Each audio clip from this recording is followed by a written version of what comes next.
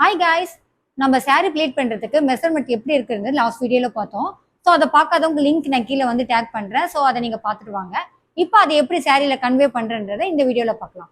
வாங்க வீடியோக்குள்ளே போகலாம். இப்போது சாரியோடைய பல்லு சைடு எடுத்திருக்கேன். ஃபர்ஸ்ட் பின் வந்து மார்க் பண்ண போகிறேன்.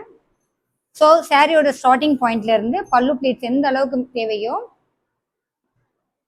ஸோ அங்கே ஒரு பின்னிங் பண்ணியிருக்கேன்.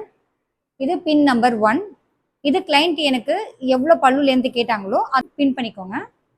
பின் நம்பர் 2 அகைன் பல்லு பிளேட்ஸ்லேருந்து இங்கேருந்து ஸ்டார்ட் பண்ணிக்கோங்க. பின்னிங் பண்ணியிருப்பீங்களா, இங்கேருந்து ஸ்டார்ட் பண்ணி உங்களுடைய தை லென்த் இருக்கு இல்லையா, நம்ம அங்கே மார்க் பண்ணுவோம் இல்லையா, ஸோ அதுக்கு எடுத்துக்கோங்க.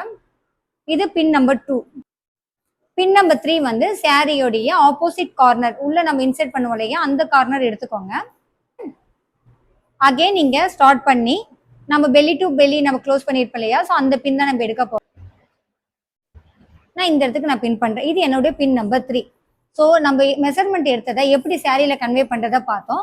ஸோ பல்லு ப்ளீட் எப்படி இருக்கிறது நம்ம நெக்ஸ்ட் வீடியோவில் பார்க்கலாம். மறக்காமல் என்னோட சேனலை ஃபாலோ பண்ணிவிட்டு இந்த வீடியோ சேவ் பண்ணிவிடுங்க, அப்படியே ஷேர் பண்ணிவிடுங்க. Bye guys.